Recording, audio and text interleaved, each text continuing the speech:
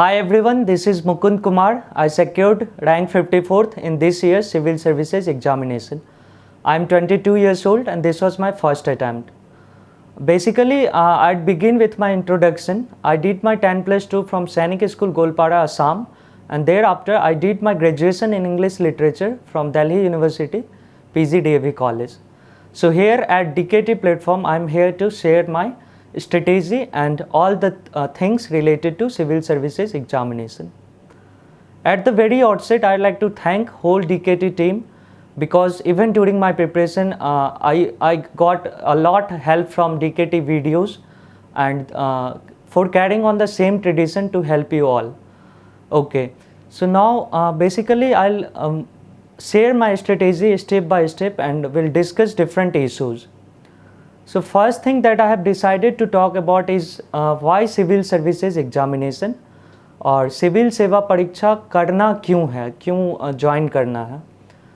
तो सबसे पहले ये इम्पोर्टेंट है specially for new aspirants to understand कि सिविल सर्विस में कैसे ज्वाइन करना है और क्यों करना है, ये समझना बहुत इम्पोर्टेंट है. बहुत लोग का समझना है कि मानते हैं कि सिविल सर्विस ज्वाइन करने से पावर मिलता है, इन्फ्लुएंस होता है, लाइमलाइट मिलती है, विभिन्न तरह की बातें हैं. पर मेरा मानना है कि civil services goes beyond that. You have to look into the deeper picture and bigger picture that civil services platform provides us. So it is very important that we understand the importance of this exam, which is it gives you opportunity and platform to serve the people, to serve the nation, और आप लोगों के बीच रह के लोगों के लिए काम करते हैं. तो ये बहुत बड़ी बात है और अगर कोई हम में से हम इस चीज़ को समझ लेते हैं तो हमारी प्रिपरेशन काफ़ी इजी हो जाएगी. जब भी हम कभी डीमोटिवेट होंगे तो ये चीज़ हमें याद दिलाएगी कि हम अपने आप को इंस्पायर करें और जो बड़ा पिक्चर है उसको ध्यान में रख के अपनी प्रिपरेशन करें तो हमारी प्रिपरेशन इजी हो जाएगी. आगे मैं आप लोगों से अपनी स्ट्रेटेजी के बारे में बात करूँगा कि कैसे मैंने प्रिपरेशन किया. तो बेसिकली मैंने 2016 में प्रिपरेशन किया और 2019 में मैंने प्रीलिम्स का एग्ज़ाम लिखा. So it was 3 years gap, but 1 year I completely kind of 1 year of mine went into the understanding the examination process and everything. So basically it was from 2017 onwards for 2 years that I began my preparation and went ahead with it. So here also I'd like to share my 2 years civil services strategy, which I believe कि आपको काफ़ी helpful होगा. और जब आप syllabus को ध्यान में रखते हुए 2 years पे डिवाइड करते हैं तो आपके लिए सिविल सर्विस की सिलेबस काफ़ी इजी हो जाएगी. तो सबसे पहले प्रिपरेशन शुरू करने से पहले इम्पोर्टेंट है कि आप जो है समझे कि तैयारी कैसे करना है. और उसके लिए आपको जो है 2 बहुत इम्पोर्टेंट सोर्स हैं जिसको आपको ध्यान में रखना पड़ेगा. पहला तो आपको यूपीएससी की सिलेबस डाउनलोड करनी है, प्रिलिमिनरी एग्ज़ाम की और मेंस एग्जामिनेशन की. और उसको आपको बार बार अपने सामने आप टेबल पे चिपका सकते हैं और बार बार उसको आप जो है देख के समझ सकते हैं कि सिलेबस क्या है. That is the best source to understand how you are going to prepare. और उसके बाद सिलेबस देखने के बाद कहीं ना कहीं आप क्वेश्चन पेपर भी डाउनलोड कर सकते हैं, previous year question paper, to understand कि क्वेश्चन कहाँ से आ रहा है. और जब ये दोनों चीज़ करेंगे तो आप काफ़ी हद तक समझ जाएंगे कि what UPSC demands from us and accordingly we can prepare our strategy. तो जैसा कि मैंने पहले 2 year strategy की बात की थी, 24 months का प्रिपरेशन जो मेरा रहा था, तो in same line I'd like to talk कि कैसे करना है. तो सबसे पहले तो I'd like to recommend कि आप उन सब चीज़ों को करिए जो कि कॉमन है प्रिलिमिनरी एग्ज़ाम में और मेंस में. और आप लोग जो जानते हैं उन्हें पता ही होगा कि there are some subjects which are common in prelims and mains. For example, polity is there, economics is there, environment is there, history is there, and there are various other subjects. तो सबसे पहले आप उसको prelims का paper से और GS 1 2 3 4 का paper से निकाल के और जो कॉमन है उसको आप इंटीग्रेटेड प्रिपेयर कीजिए. तो क्या होगा कि जब आप इंटीग्रेटेड प्रिपरेशन करेंगे तो आपको बहुत हेल्पफुल रहेगा. You do not have to prepare separately for the preliminary examination and then again for the mains examination. और आप जब साथ करेंगे तो आपका एक बहुत ही रॉबस्ट और बहुत ही कम्प्रिहेंसिव प्रिपरेशन होगा जो कि आपको मेंस के टाइम पे हेल्प करेगा। और जब ये सब कॉमन सब्जेक्ट्स आप कर लेते हैं तो आप देखेंगे कि there are some portions which are exclusive for the mains examination in GS 1, 2, 3, 4। तो जैसे कि जो कॉमन पोर्शन है वो आगे आपको करना है। तो जैसे कि इथिक्स का पेपर हो गया GS 4, ethics, integrity and aptitude, वो कम्प्लीटली आपको प्री के लिए नहीं करना है, वो मेंस के लिए करना है। वर्ल्ड हिस्ट्री है जो कि आपको मेंस के लिए करना है। उसके अलावा भी जैसे कि इंटरनल सिक्योरिटी और डिजास्टर मैनेजमेंट हो गया, वो आपको मेंस के लिए करनी है। और आपका जो है प्री और मेंस का कंबाइंड प्रिपरेशन में आपका लगभग 12 से 14 months, from 12 to 14 months it will take, and then the next few portion that is left would be completed in next 3 to 4 months।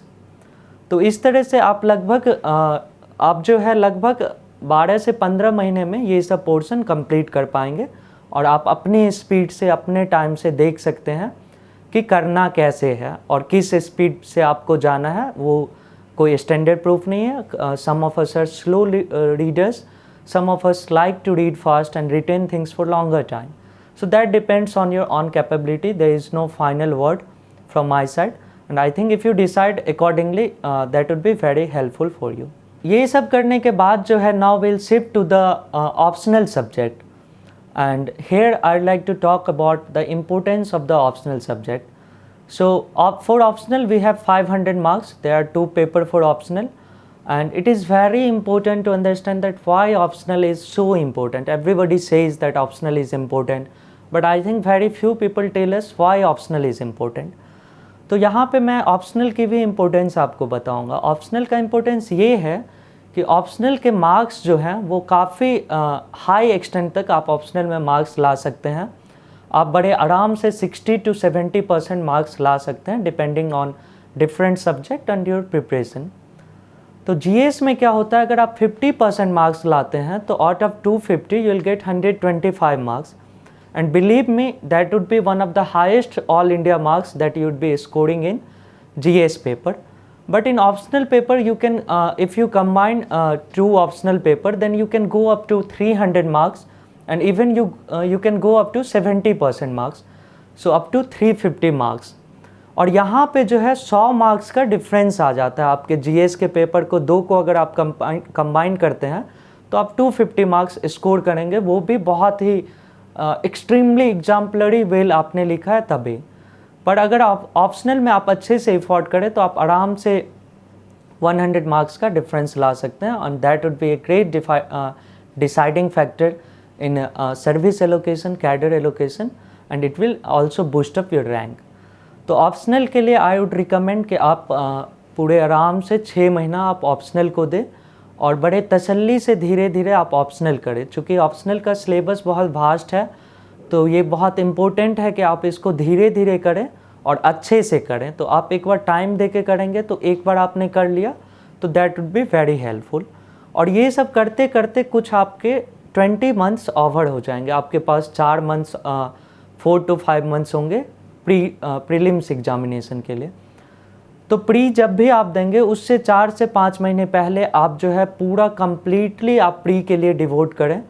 और personally for me the biggest challenge was prelims examination, and when I qualified prelims examination I was quite confident somewhere that I will make it to the list, क्योंकि pre is very risky game that we have to understand. और problem ये होता है कि pre में some time in the last moment some of us get nervous, some of us are unable to keep the calm and composure, and then we hit the wrong option, and that sometimes takes us into the difficult zone, dangerous zone, and that may even take you out from the qualification marks। तो क्या होगा कि आपको जो है preliminary exam जो है वो पहला स्टेज होता है, और अगर आप वहाँ नहीं सेलेक्ट होते हैं तो आप मेंस भी नहीं लिख पाएंगे और आपका अटैम्प्ट भी काउंट हो जाएगा। तो इसलिए मैं स्ट्रांगली रिकमेंड करूँगा कि आप 4 से 6 महीना कम्प्लीटली प्रीलिम्स एग्जामिनेशन को दें। और इससे क्या फ़ायदा होगा कि मैंने आपको ऑलरेडी बताया है कि आप ऑप्शनल कर चुके होंगे, मेंस भी आपका लार्जली कवर्ड होगा। तो जो आपका 100 डेज़ का टाइम मिलेगा और इस साल 94 डेज़ का, तो उसमें आप जो है आराम से जो है ऑप्शनल को रिवाइज़ कर पाएंगे और जीएस को रिवाइज़ कर पाएंगे। और थोड़ा पीछे मैंने आपको बताया था कि 12 से 14 महीने में आपका प्रीलिम्स और मेंस का कॉमन प्रिपरेशन हो जाएगा। तो उसके बाद साइमल्टेनियसली आप क्या कीजिए, साथ साथ में आप ऑप्शनल की तैयारी कीजिए और आप मॉक टेस्ट देना प्रीलिम्स एग्जामिनेशन के लिए शुरू कर दीजिए। मैं भी हर संडे मॉक जाके डिफरेंट टेस्ट सेंटर्स पे आप दे सकते हैं और आप घर में भी मॉक टेस्ट ला के दे सकते हैं। पर मैं रिकमेंड करूँगा कि if possible, if you can afford, then you must go, आप मॉक टेस्ट सेंटर पे जाके दीजिए, क्योंकि एग्ज़ाम का इन्वायरमेंट होता है और आपका प्रिपरेशन भी आपको पता चल जाएगा। और जब आप घर आते हैं तो मॉक को बिल्कुल भी नहीं कि आप मार्क्स देख के ख़राब आया तो डिप्रेस्ड होके डीमोटिवेटेड होके आप उसको साइड कर देते हैं, ऐसा बिल्कुल भी नहीं करना है। आपको मॉक को बड़े आराम से धीरे धीरे एनालाइज करना है। तो you have next 1 week time for analysis, और उसमें आप लगभग 15 क्वेश्चन डेली पिक कीजिए और उसको टाइम देके आप अच्छे से कीजिए, मॉक एनालिसिस कीजिए और देखिए कि आपने क्या सोचा, उस समय आपने क्या सोचा कि आपकी गलती हो गई। इसके अलावा प्री के लिए मैं कुछ और आपके साथ टिप्स शेयर करूंगा जो कि मैं पर्सनली फॉलो किया।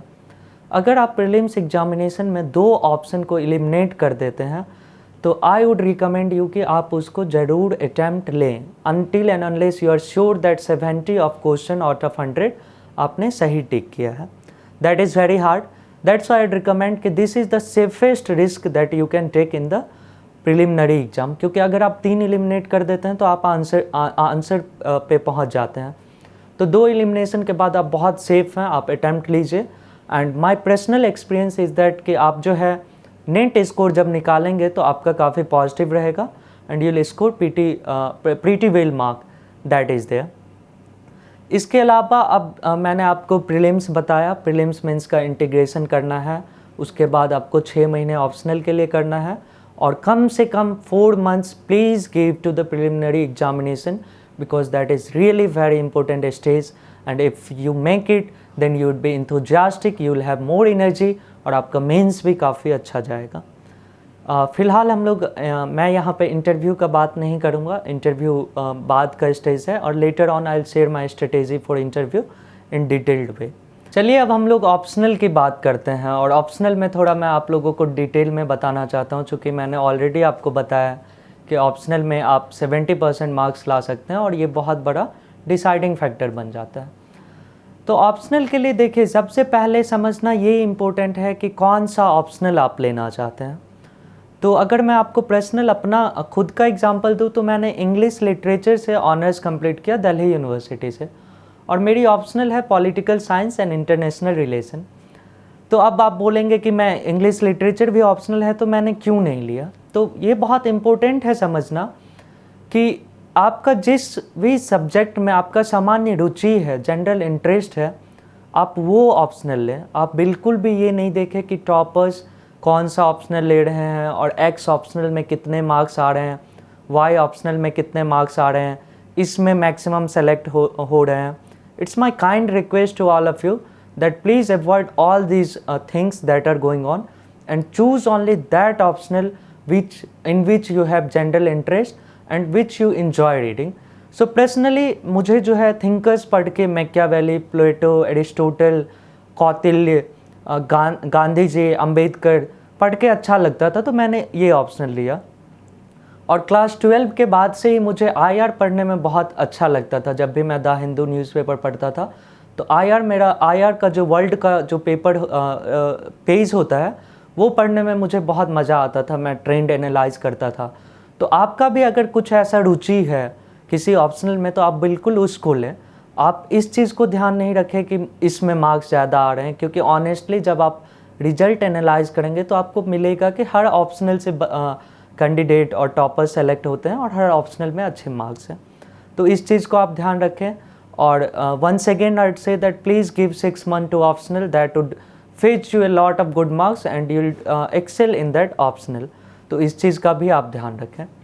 अब मैं आप लोगों के साथ I talk about the next point that I have listed for talking and here I like to share my book list. तो ये काफ़ी क्लीचेड होगा एंड सबको पता है क्या बुक पढ़ना है, but still for the new aspirants I just like to share some books. And यहीं पे मैं आपको ये भी बताना चाहूँगा, these books are not the final word on the subject. आप अगर कोई और बुक कर रहे हैं तो आप उसको फॉलो करें, और आप जो भी बुक पढ़ रहे हैं आप उसमें जो है आप उसको अच्छे से कीजिए और उसमें आपका ट्रस्ट होना चाहिए। और here I'd like to give you one statement that I have previously said as well, it is better to read one book thrice rather than reading 3 book once। आप एक किताब को 3 बार पढ़िए rather than reading 3 किताब आप एक एक बार पढ़ रहे हैं। इससे क्या होगा कि आपकी कमांड आएगी, आपकी कॉन्फिडेंस आएगी, और आप एक ही सब्जेक्ट पे डिफरेंट मटेरियल्स पे जाएंगे तो क्या होता है कि मार्केट्स में बहुत सारी मटेरियल्स हैं और आप कहीं ना कहीं I think that you'd just be deviated and you just be lost in the books and all। मैं पर्सनली काफ़ी कंपाइल्ड बुक लिस्ट रखा था, और मैंने एक बार डिसाइड कर लिया, मैंने अपने नोटबुक में लिखा, जो कि उसी नोटबुक से मैं आपको अपनी बुक लिस्ट बताऊंगा, और उसको मैंने बड़े पैशनेटली फॉलो किया। आई did not look for the new materials that were coming in the market. मुझे पूरा विश्वास था कि this will complete my syllabus since I had already read syllabus, और मैंने उस चीज़ को फॉलो किया। तो बिगनिंग विथ सबसे पहले तो मैं आपको जो कॉमन सब्जेक्ट जैसे कि मैंने बताया था प्री और मेंस के लिए, उससे शुरू करते हैं। तो सबसे पहले let's talk about history.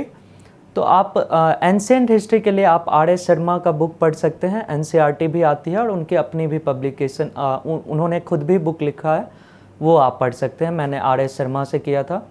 Medieval आप सतीश चंद्रा से कर सकते हैं। और मॉडर्न हिस्ट्री के लिए 2 बहुत पॉपुलर बुक हैं, आप सभी को पता होगा। एक तो India's struggle for independence bye Bipin Chandra and various other historians, और दूसरा स्पेक्ट्रम है जो कि राजीव अहीर सर ने लिखा है, वो आप स्पेक्ट्रम बुक पढ़ सकते हैं। अगला सब्जेक्ट हम लोग ज्योग्राफी का अगर बात करें तो ज्योग्राफी में हमें बस मैं वही बताऊंगा जो मैंने अपने लिए किया and that worked for me.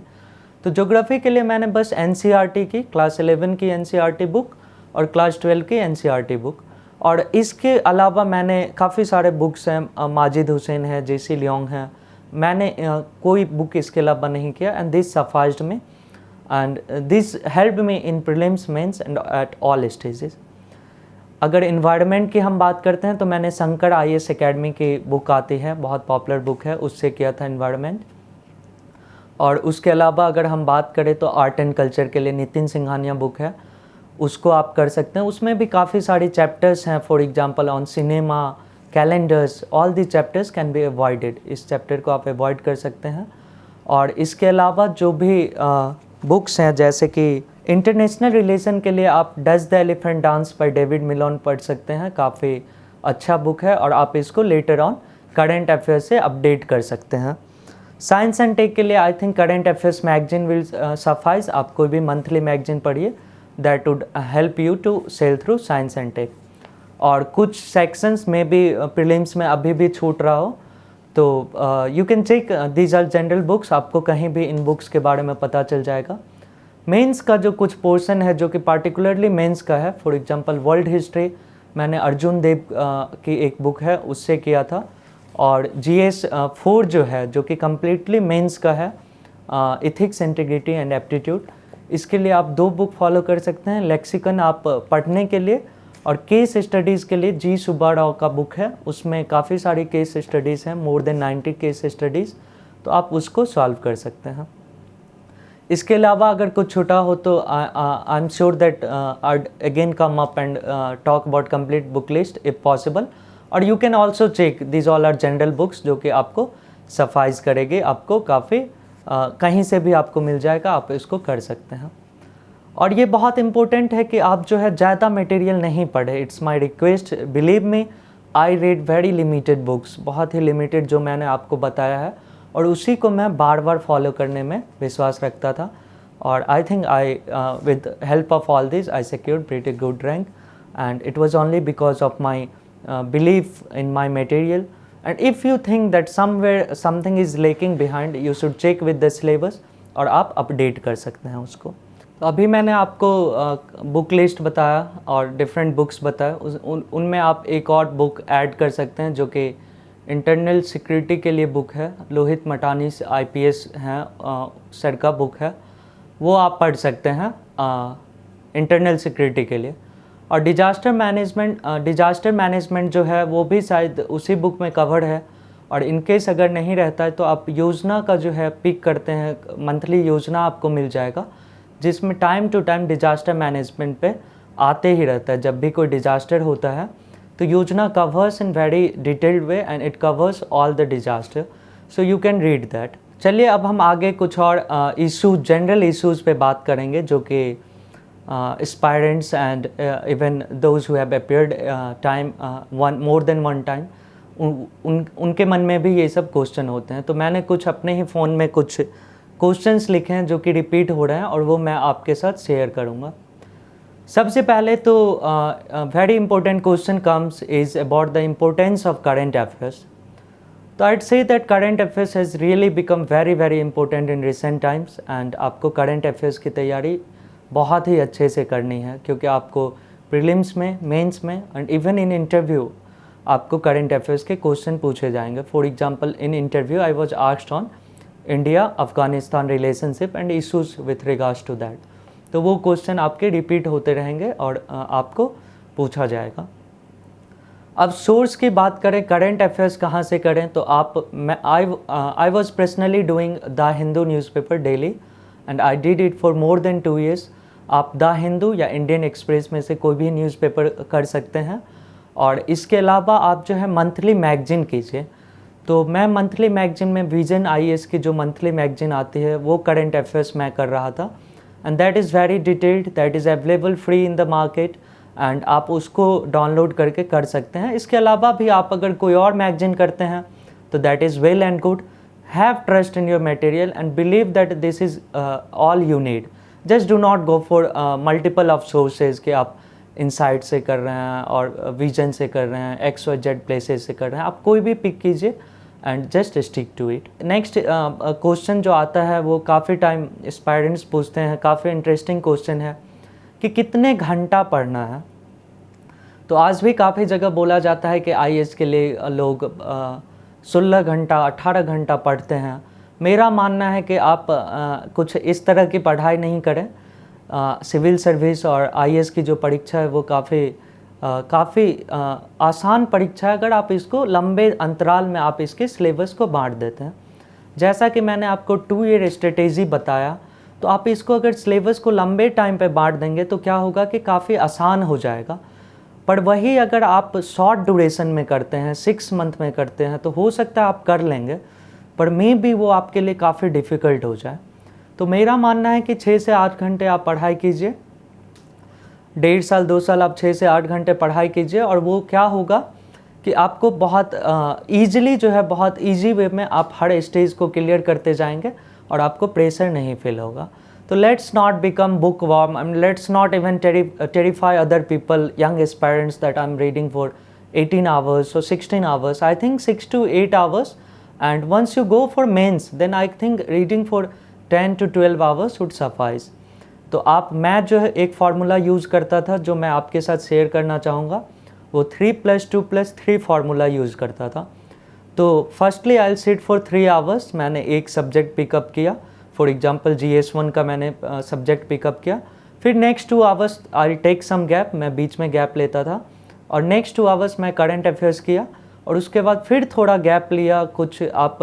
कुछ वीडियोस देख सकते हैं एंजॉयमेंट के लिए, कुछ भी आप पढ़ सकते हैं, बीच में लोगों से बात कर सकते हैं, दोस्त से बात कर सकते हैं और उसके बाद फिर आप पढ़ते हैं। तो फिर मैं 3 घंटा लेता था। तो इस तरह से कुछ 6 से 8 घंटे की प्रिपरेशन होती थी और आप न्यूज़पेपर भी कर सकते हैं। तो ये काफ़ी स्टैंडर्ड तरीका होगा जो कि I believe that this work for me and आप भी अपने हिसाब से 2+2+2+2 करके जैसा भी आपको टाइम फ्रेम लगे एक स्टैंडर्ड फार्मूला बना के आप फॉलो कर सकते हैं। That is another thing. उसके अलावा जो हम बात करेंगे next issue is the importance of NCERT and its relevance. तो there are many times people say that some people say that and some mentors say that 6 से 12 की NCERT कीजिए, 8 से 12 की कीजिए। पर्सनली मैंने NCERT सिर्फ ज्योग्राफी के लिए किया था, ओनली फॉर ज्योग्राफी, और बाकी मैंने स्टैंडर्ड रेफरेंस बुक पढ़े थे which you have to do anyway. तो ये बहुत इम्पोर्टेंट है कि आप इस चीज़ को समझें अगर आपको लगता है कि आप स्टैंडर्ड बुक से कर सकते हैं तो I would not say that you dwell into the realm of NCERT and get lost in it. अगर आपको लगता है कि नहीं, आपके पास टाइम है, आप एनसीईआरटी भी कर लेंगे और रेफरेंस बुक भी कर लेंगे, तो वेल एंड गुड, आप एनसीईआरटी कीजिए। पर आप अगर नहीं भी करते हैं तो personal experience, to be honest, I did even without NCERT only for geography. तो आपको ये अपने हिसाब से देखना होगा। Again, this is not final word and this is not something that you have to stick to. आपको जो भी सूट करे आप इसमें से पिक करें, जो सूट नहीं करे आप डिस्कार्ड करके अपने स्ट्रेटेजी को फॉलो करें।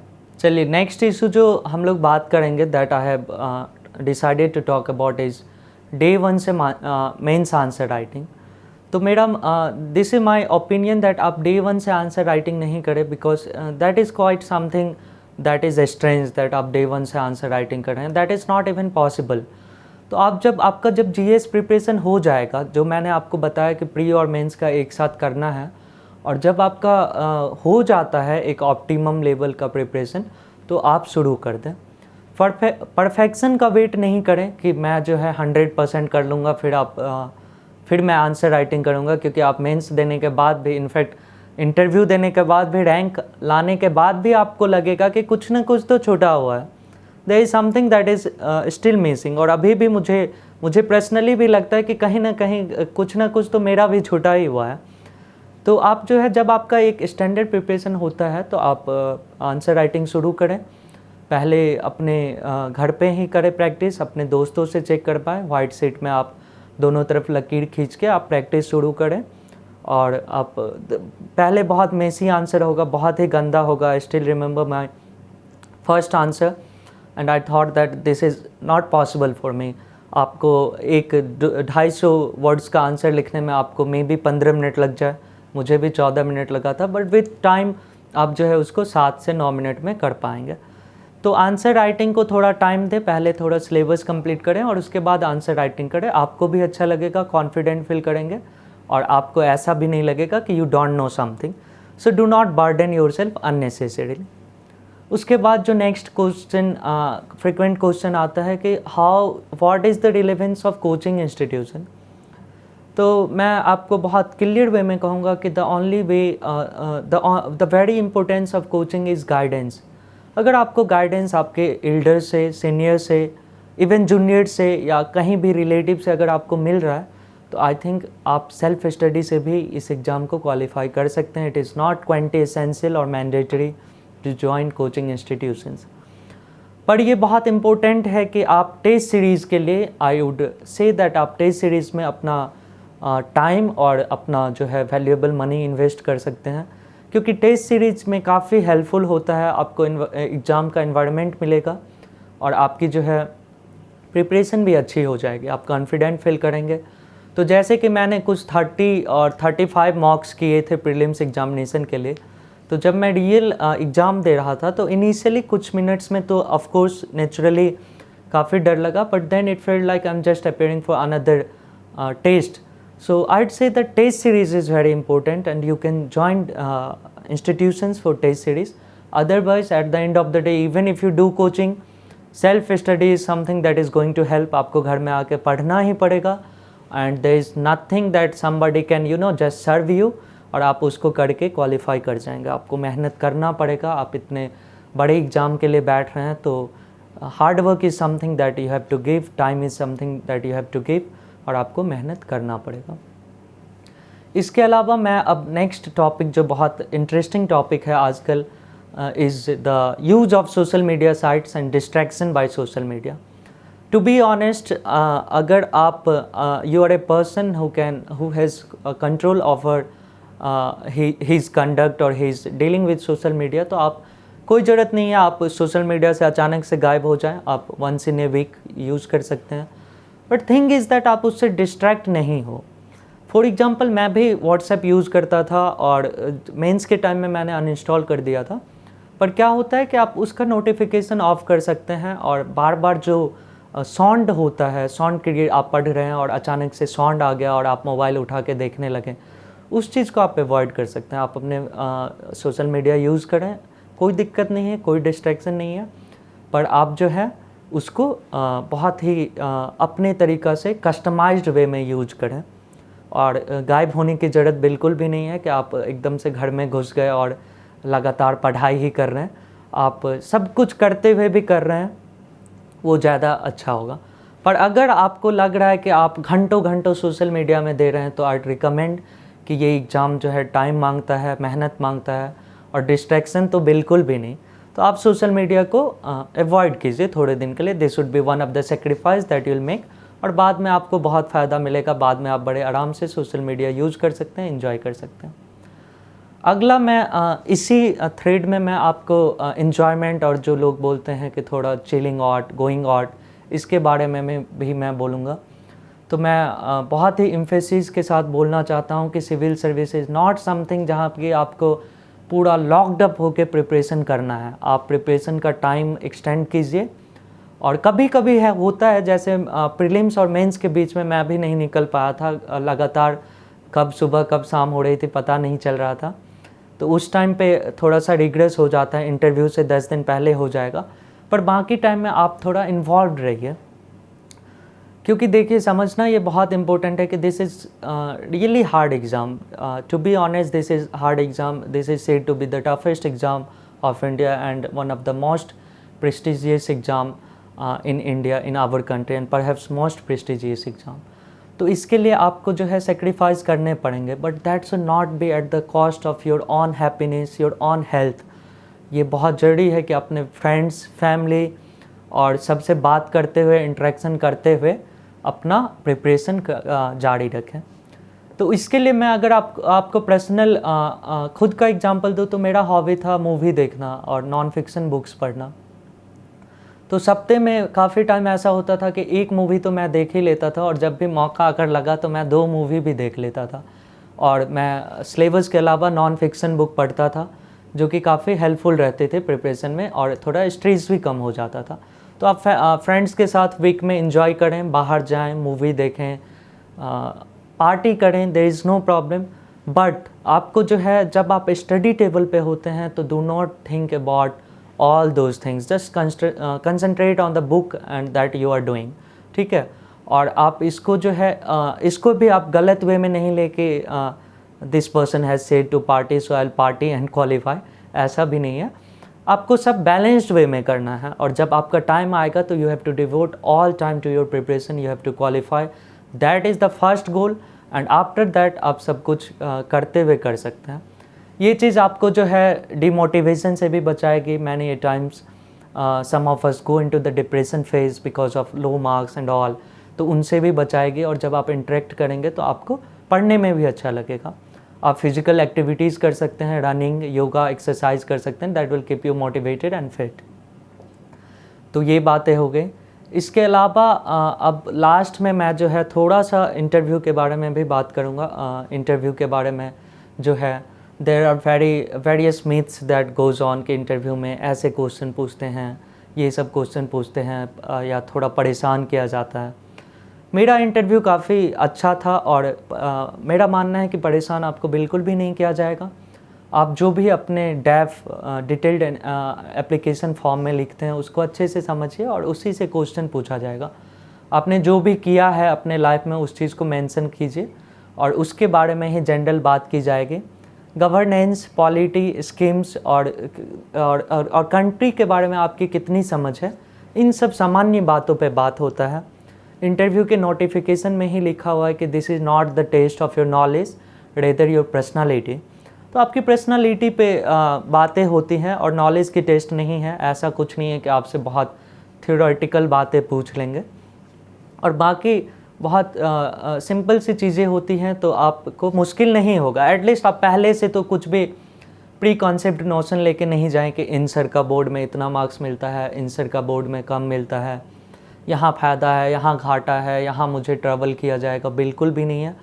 आप हैप्पी मोड में जाएं, खुश हो के जाएँ, कॉन्फिडेंट हो के जाएँ, और आप बिल्कुल हैप्पीली निकलेंगे, और आपके मार्क्स भी अच्छे आएंगे।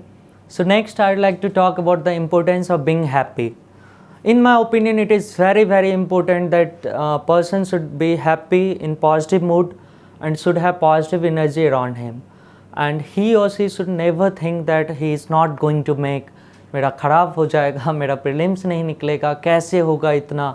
आप अननेसेसरली खुद को बर्डन मत कीजिए। एग्ज़ाम आपको ट्रबल नहीं करेगी। आप जो है जब भी खैर मैंने माउंटेन पे चढ़ा, I did not do mountain climbing, but still we know that जब भी माउंटेन पे चढ़ते हैं तो we just look at the immediate step that we are going to take. और सिविल सर्विस में भी आपको इमीडिएट देखना है।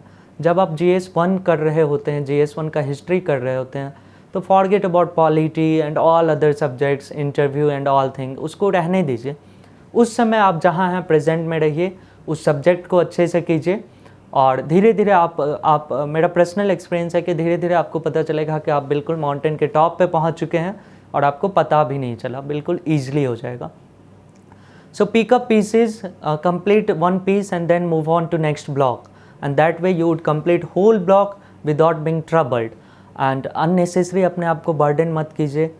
टाइम टू टाइम मोटिवेशन भी मत सीख कीजिए। आप जब मैंने शुरू में ही कहा कि आपको क्यों ज्वाइन करना है, जब आप ये समझ जाएंगे तो मोटिवेशन भी आपको मिलते रहेगा टाइम टू टाइम कि मुझे इस सर्विस के लिए ज्वाइन करना है, लोगों को सर्व करना है, लोगों की लाइफ में पॉजिटिव चेंज लाना है।